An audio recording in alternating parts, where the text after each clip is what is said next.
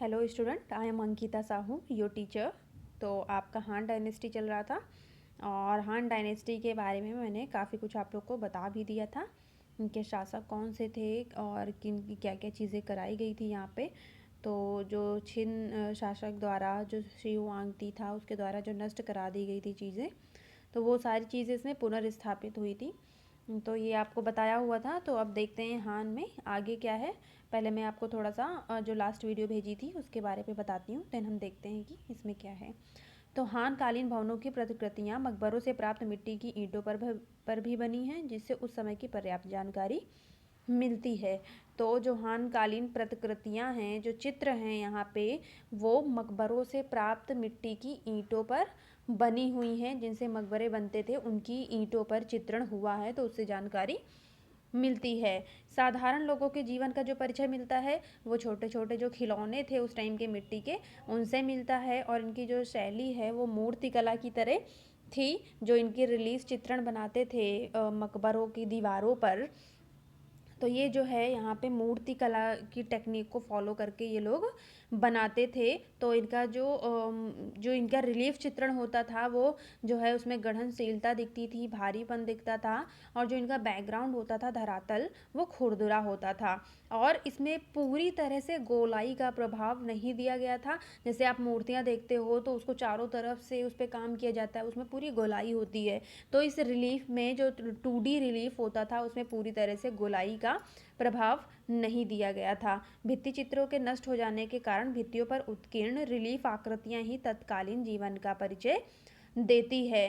तो जो कुछ भित्ति चित्र थे यहाँ पे वो नष्ट हो गए थे, और लेकिन जो इन पे उत्कीर्ण किए गए चित्र थे वो कुछ बाकी रह गए थे, तो उनसे ही उनके जीवन का परिचय लगाया जाता है। और इनके जो क्षेत्रीय मतभेद थे जो चल रहे थे उस टाइम पे, कि कहीं पे जो है पूर्वी और पश्चिमी हान पे अलग अलग तरह के इनकी स्टाइल थी कला करने की, तो वो सारे मतभेद यहाँ पे ख़त्म हो गए थे।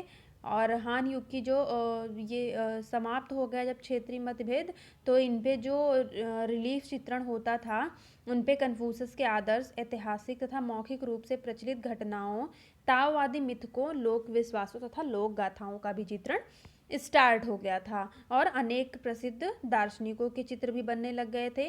विद्वानों, सम्राटों और विदुषी महिलाओं के काल्पनिक चित्र बनने लग गए थे। आपको बताया था कैसे काल्पनिक चित्र कैसे क्या होते हैं। तो ये सारे चित्रण यहाँ पे किए गए थे। और यहाँ पे जो अन्य चित्र मिले हुए हैं रिलीफ चित्र, तो उसमें से खेती की कटाई, धान के बाली को अलग करना, और भोजन लाता हुआ एक व्यक्ति, झील के किनारे बैठे दो शिकारी तथा बतखों पर तीर चलाने वाले, इन पर रिलीफ चित्रण इनका बनाया गया है। इसके साथ साथ नर्तक, नट, आखेटक, जुआरी आदि का भी चित्रण किया गया है। और जो आरंभिक इनके रिलीफ चित्र होते थे वो द्विआयामी बनते थे, मतलब 2D में बनाए जाते थे। और पूर्वी हान युग की एक ईंट पर भवन का चित्र ऐसा देखने को मिलता है। फिर बाद में जब इनकी जो स्टाइल थी वो डेवलप्ड हुई, विकसित शैली जब हुई, तो चित्रों में 3D प्रभाव इनके दिखने लग गया था। और इनका जो पृष्ठभूमि थी इनकी, वो क्रमशः पीछे जाती हुई नज़र आती थी। तो इन्होंने कुछ उसमें पर्सपेक्टिव दिखाने की कोशिश की थी। और दूरी के अनुसार आकृतियाँ बड़ी छोटी करने का इनकी कोई प्रथा नहीं थी उस टाइम पे।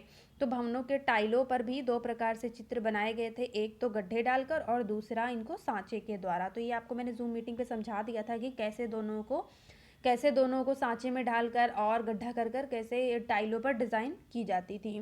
और यहाँ पे जो है एक और चित्र मिला हुआ है, जो एक पाषाण पर लोहे से विभिन्न उपकरण बनाने की क्रिया में लगा हुआ एक व्यक्ति का चित्र मिला हुआ है।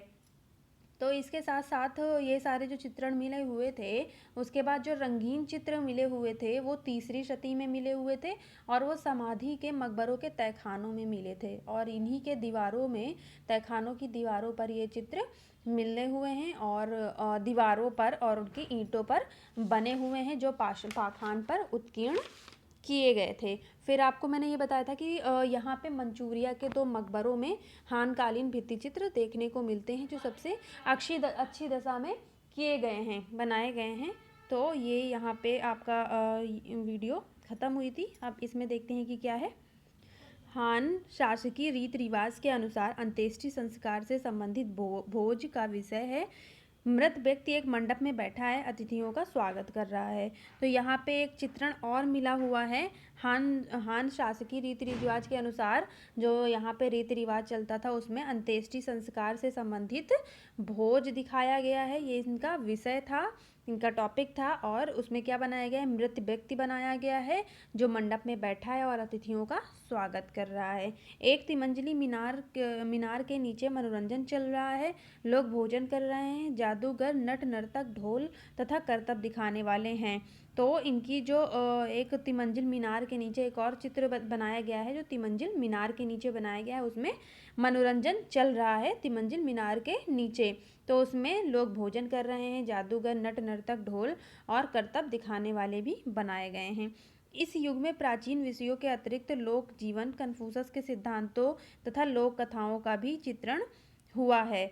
तो इसमें जो है प्राचीन विषय जो चित्रित किए जाते थे उनके अतिरिक्त, उनके अलावा जो है वो लोक जीवन के बारे में और कन्फ्यूशस के सिद्धांतों के बारे में, लोक कथाओं के बारे में चित्रण हुआ है। ये मैंने अभी आपको थोड़ी देर पहले भी बताया कि यहाँ पे लोक कथा और कन्फ्यूशस के जो विचार थे, सिद्धांत थे, उनका चित्रण होता था। इस युग का कलाकार स्थान विस्तार को भी बारीकी से समझता था। इसका प्रमाण बोस्टन संग्रहालय अमेरिका में सुरक्षित एक मकबरे की चित्रशिलाओं से मिलता है। अब देखिए ये जो इस युग का कलाकार था, किस युग का, हान युग का जो कलाकार था, उसका जो स्थान था वो बहुत उच्च माना जाता है और वो हर एक चीज़ को बहुत बारीकी से, बहुत ही सूक्ष्मता के साथ उसको समझता था। तो इसका प्रमाण, मतलब इसके जो सबूत हैं, वो बोस्टन संग्रहालय जो अमेरिका में है वहाँ पर सुरक्षित हैं, एक मकबरे की चित्रशालाओं से मिलता है। तो वहाँ बोस्टन संग्रहालय जो कि अमेरिका में है, वहाँ इसके कुछ चित्र सुरक्षित किए गए हैं। तो वहाँ से पता चलता है कि इनके जो कलाकार थे वो बहुत ही अच्छी डिटेलिंग में काम करते थे। आगे देखते हैं। भवनों के टाइलों पर रिलीफ चित्र दो प्रकार से बनाए गए हैं। एक तो टाइलों में गड्ढा करके बनाया गया है और एक जो टाइल है उसमें उभार के चित्रण बनाया है। तो ये तो आपको बता दिया था मैंने। अब आगे देखते हैं। सिचुआन प्रांत लाख के कार्य के लिए विशेष प्रसिद्ध था। तो जो सिचुआन है तो वहाँ पे लाख के लिए सबसे ज़्यादा ये प्रांत प्रसिद्ध था। तो इसके बाद प्राचीन कांस्य कला की अनुकृति की गई है, किंतु रेखाओं के घुमाव लपटदार बनने लगे हैं। यह आकृतियाँ, लपटदार आकृतियाँ कहीं मेघ कहीं पर्वत बन जाती हैं। यथार्थ सदस्य का अंकन कोई प्रयत्न नहीं है। अब देखते हैं जो प्राचीन कांस्य कला की अनुकृति की गई है, जो कांस्य पे होता था, जैसे कि अभी आप लोगों ने इतने सारे जो चाउ डायनेस्टी और बाकी की डायनेस्टी, सांगकालीन चीज़ें, कांस्य कला उन पे कैसे होता था, पूरा अभिप्राय मैंने आप लोग को पढ़ाया था कि कैसे वो टी आकार का वो उलझे हुए, लपटे हुए चित्रण, और जो है चाउ काल में दूसरी तरह के उनके चित्रण मैंने बताए थे, कांस्य के पात्रों पे जो बने हुए थे। तो यही कह रहे हैं कि जो प्राचीन कांस्य कला है उनकी अनुकृति की गई, कॉपी की गई है, किंतु इनकी जो रेखाएं हैं वो घुमावदार और लपटदार बनाई गई हैं। तो ये जो घुमावदार और लपटदार आकृतियां हैं वो कहीं पे मेघ, मतलब कहीं पे जो मेघ मतलब बादल, कहीं पे पर्वत बन जाती हैं। यथार्थ का अंकन नहीं किया हुआ है, उसका कोई अंकन करने का प्रयत्न इन्होंने नहीं किया हुआ है कि वो बहुत रियलिस्टिक ही लगे। तो उन्होंने अपने हिसाब से रेखाओं को लपटदार, घुमावदार बनाया हुआ है। कलाकार ने वस्तुओं के आकारों के मूलभूत तत्व लेकर जिन प्रवाहपूर्ण रेखाओं का विकास किया है, उनसे वहाँ सहज रूप से ही मेघ, लहरों तथा पर्वतों की रचना कर देता है। अब देखिए जो कलाकार है वो वस्तुओं के आकार के मूलभूत तत्व लेकर, जो यहाँ पे वस्तु के आकार थे जिनसे इनकी चीनी लिपि निकली थी, वैसे ही इन्होंने उन्हीं वस्तुओं से रेखाएं भी निकली हैं। तो जैसे वस्तु होते थे उन्हीं के आकार पर ये चित्रण करते थे और उसी से रेफरेंस लेके ये मेघ, बादल, लहर तथा पर्वतों की रचना करते थे।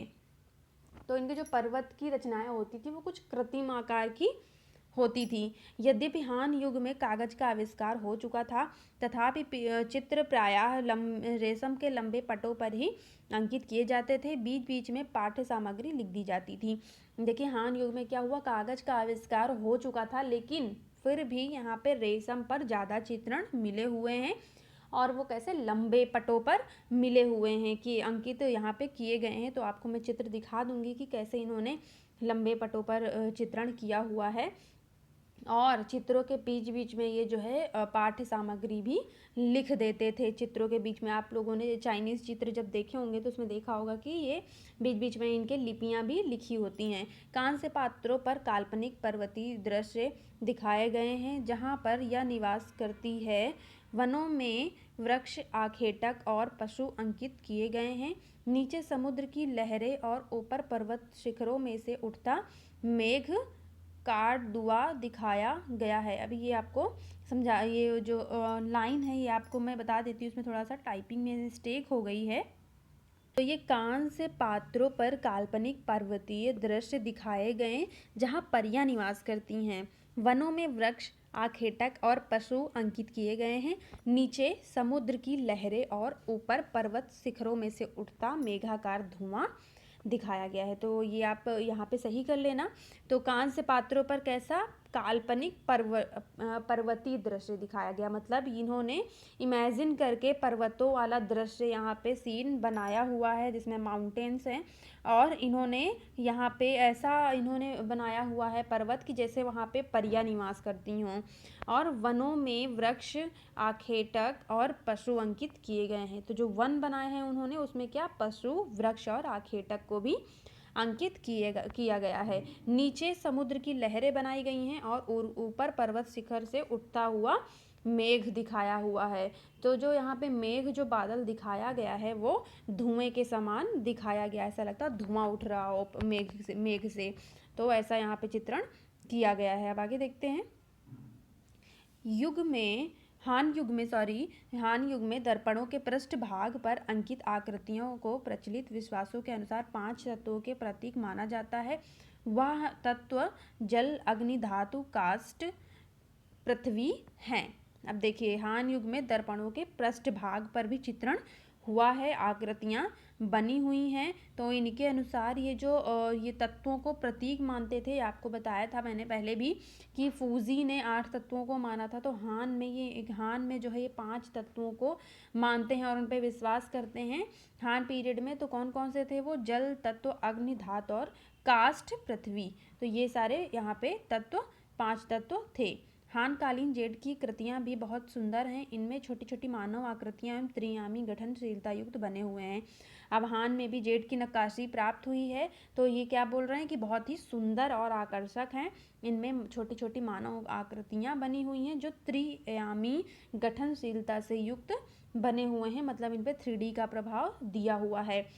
इस युग के रेशमी परिधान भी बहुत सुंदर बुनी हुई हैं, आकृतियों तथा डिज़ाइनों से अलंकृत हैं। तो जो रेशमी परिधान मतलब जो कपड़े हैं रेशम से बने हुए, वो बहुत सुंदर हैं, सुंदरता से बुने हुए हैं और इन पे आकृतियाँ और डिज़ाइन अलंकृत किए गए हैं। इसके अतिरिक्त मिट्टी के लघु आकार के खिलौनों के रूप में अनेक पशु, पक्षी तथा भवनों की आकृतियाँ भी मिली हुई हैं। तो मिट्टी से लघु आकार के खिलौने मिले हुए हैं जिन पर पशु, पक्षी तथा भवनों की आकृतियाँ मिली हुई हैं। तो ये आपका मैंने नीचे यहाँ पे ये रेशमी परिधान पे जो चित्र बनाते थे वो थोड़ा सा आपको यहाँ पे शेयर किया हुआ है कि कुछ इस प्रकार वहाँ पे रेशम के परिधानों पर चित्रण करते थे। तो आपको अगर इसमें कुछ चीज़ें नहीं समझ में आ रही हों तो मुझे मैसेज करें या जूम मीटिंग पे डिस्कस करें। और ये सारी चीज़ें आप लोग देख लेना एक बार। और इसमें आपका भी हान पीरियड थोड़ा सा और रह गया है तो वो आपको मैं समझा दूँगी। इसमें लाख चित्रण भी है, वो हेडिंग आपको नेक्स्ट वीडियो में पढ़ाऊँगी। Thank you.